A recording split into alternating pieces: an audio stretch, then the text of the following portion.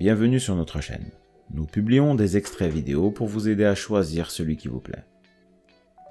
Pour savoir comment télécharger ce livre audio gratuitement, ou un autre de votre choix, n'hésitez pas à cliquer sur les liens en description.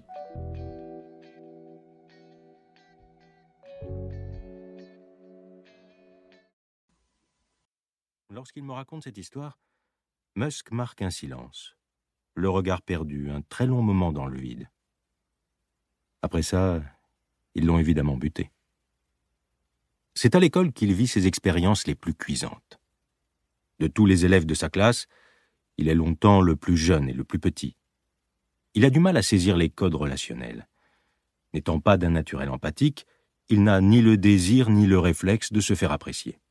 En conséquence, il devient régulièrement la cible de brutes qui le coincent et le frappent au visage.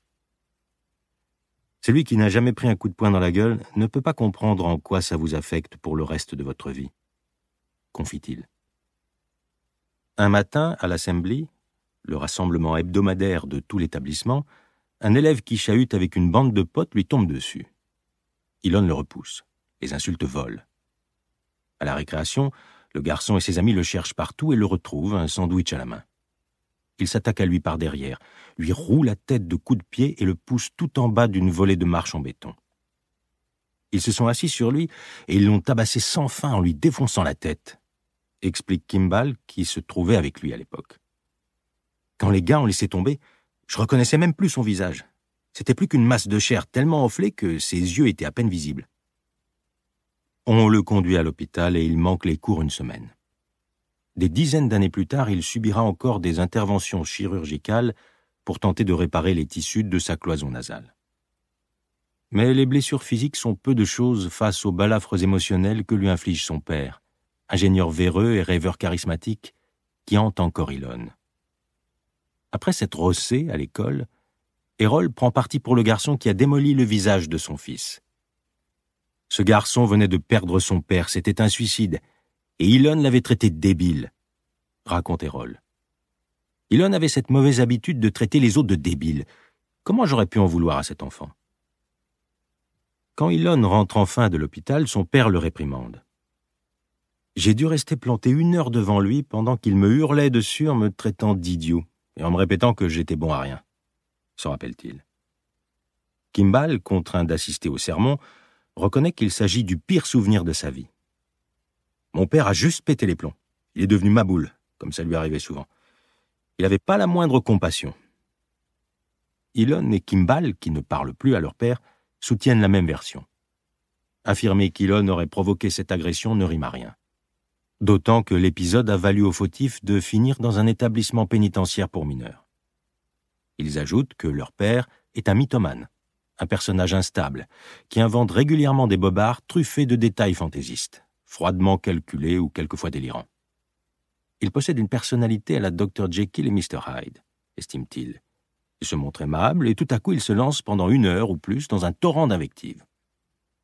À la fin de chacune de ces diatribes, il traite Elon de minable. Son fils est contraint de rester sans bouger devant lui avec interdiction de s'éclipser. C'était de la torture mentale, glisse-t-il avec un long silence, la voix légèrement étranglée par l'émotion. Il savait vraiment rendre les choses terrifiantes.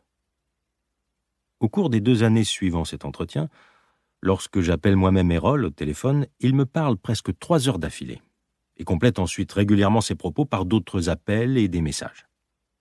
Il tient à me raconter tout ce qu'il a fait pour ses enfants, m'envoie des photos des belles choses qu'il leur a offertes, tout au moins dans les phases où sa carrière d'ingénieur marchait bien.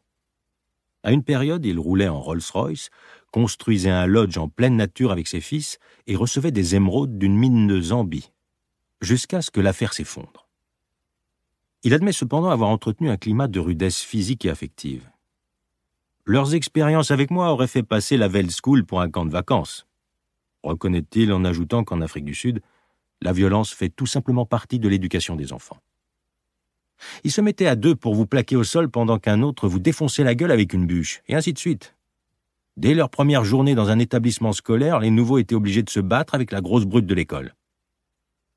Il admet fièrement qu'il imposait à ses garçons une autocratie de la débrouillardise extrêmement rigoureuse. Enfin, il met un point d'honneur à ajouter la chose suivante. Plus tard, Elon s'est infligé ce despotisme et cette sévérité à lui-même et aux autres. J'ai été façonné par l'adversité. Quelqu'un a dit un jour que chaque homme tente de se montrer à la hauteur des attentes de son père, ou de réparer ses erreurs, écrit Barack Obama dans ses mémoires, Une terre promise. Et je suppose que cela... Si ce livre vous a plu, vous pouvez alors le télécharger gratuitement. Pour savoir comment faire, cliquez sur le lien en description de la vidéo. N'hésitez pas à commenter pour nous informer des extraits de livres audio que vous aimeriez écouter. Pensez à liker et à vous abonner pour ne rater aucune vidéo.